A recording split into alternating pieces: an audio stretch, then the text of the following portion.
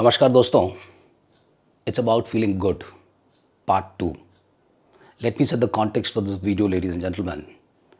I'm making this video to make all of us understand and realize, raise a question that why is it so that animals don't kill themselves, birds don't kill themselves, while human beings kill themselves. We claim ourselves to be one of the most intelligent creation of the God. But ladies and gentlemen, have you ever thought about it that are we truly loving ourselves? Are we fair with ourselves? Okay. Are we respecting ourselves the way we need to respect ourselves? And why is it happening? If you go into the deeper aspects of it, you realize that it's happening because of our thinking, ladies and gentlemen. Go back to my video number 1 on feeling good. And it is that distortion of the thinking which leads to distortion of feeling, and that's where we tend to feel negative about ourselves. We tend to feel unfair about ourselves. We feel rejected, ladies and gentlemen. We feel vulnerable, okay? And we get into a shell, okay? We don't go and express this to anyone. We procrastinate. We get into a sort of a web. Now let me give you a few points. And again, let me tell you that look, this video is also going to be half the video, and I'll have another video which will be feeling good part 3. So in this video, I'm going to cover 5 points, and the remaining 5 points I'm going to cover in another video, ladies and gentlemen. So the point number 1, which distorts, is the all and nothing thinking, So we get into a thinking that look, if this happens, it's fine. If this doesn't happen, I am nowhere. This is something which we are trying to look for a perfection, ladies and gentlemen.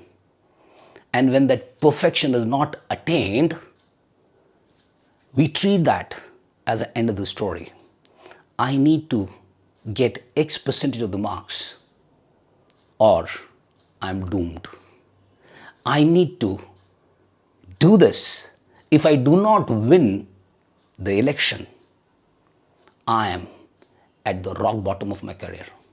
Now look at this. It's about all or it's about nothing.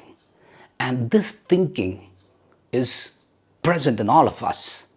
And this need of perfection, when we are expecting, life is not black and white, ladies and gentlemen.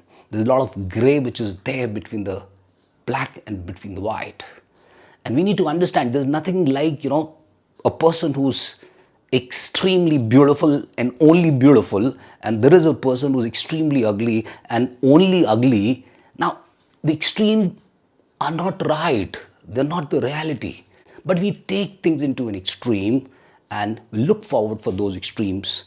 And it's that perfection which creates a problem, and we start underestimating, undervaluing our own excellence. And when you have this type of a thinking, the feeling which gets generated is of rejection. Because you're telling yourself, that look, it's either like this, and if it is not like this, then it's over.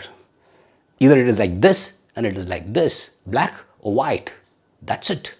Now, when you operate from such sort of thinking, there's going to be a problem, and there's going to be a sense of rejection, ladies and gentlemen. Point number 2, we overgeneralize.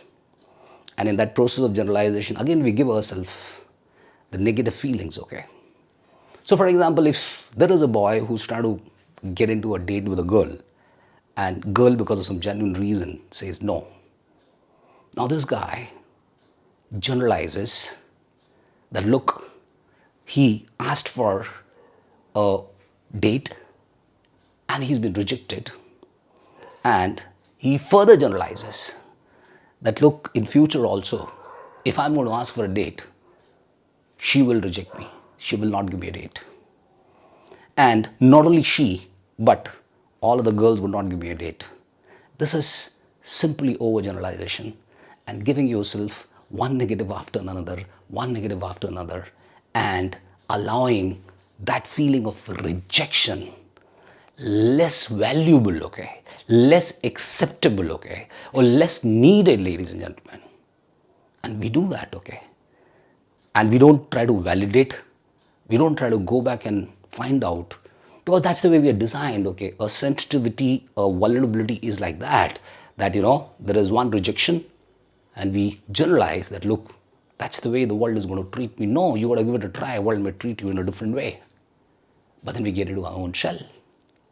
Point number 3, mental filters, ladies and gentlemen. This is called deficit thinking, ladies and gentlemen. There are a lot of good stuff in me, but I'm not able to see those good stuff. I'm only able to focus on something which is negative, okay? God has been good to me in terms of giving me great height, great, built and a lot of other stuff. But if the God has not given me great voice, I only keep cribbing about it that, look, my problem in life, the God has been unfair to me in giving me the right voice. And all that is happening in my life and all that which is not happening right in my life is because of this voice. That's mental filter, okay? So we are filtering the reality and keeping only what is negative with ourselves. And not only that, we also have this tendency and behavior where we disqualify and discount the positives. So it's like a double whammy. So one side you're filtering and you're only collecting what is negative. On the other side, what you're doing is that you're completely ignoring what is positive. Now with this combination, we are sure to have difficulty. And the feelings which are going to get generated are going to be negative, are going to be of something like, things are not okay.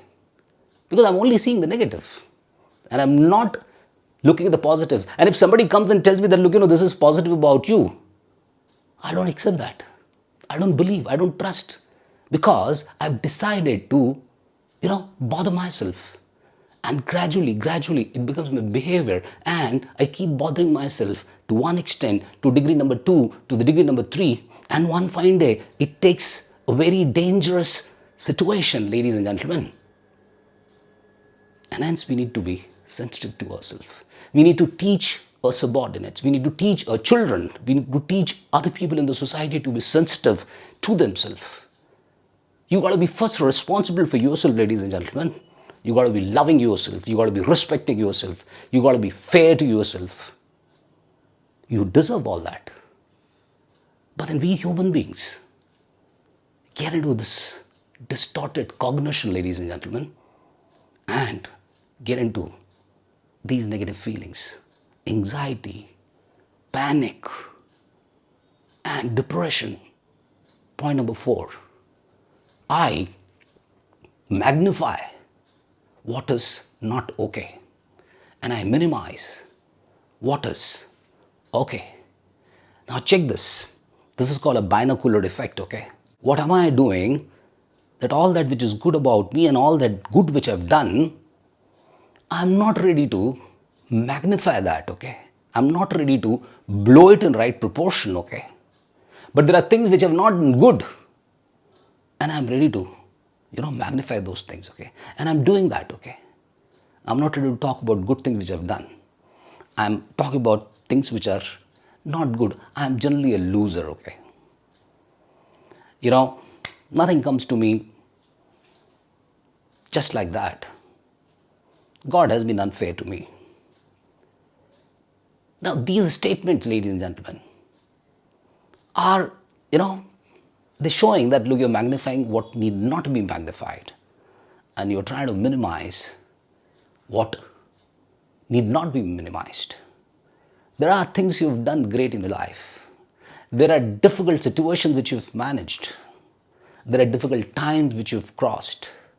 You have stood the test of the time many times, ladies and gentlemen. But you still underestimate yourself. You undervalue yourself. You do not give credence to your own accomplishment, ladies and gentlemen. Please don't be so tough and don't be so rough to yourself. Negative conclusions, wrong inferences, and then getting those inferences into the heart, into the mind, and making things not feeling good. That's the part number 2, ladies and gentlemen. I'm going to come back with the part number 3. You are important, ladies and gentlemen. Love yourself. It's important that you respect yourself. It's important that you don't reject yourself. Thank you. Bye-bye. Jai Ho.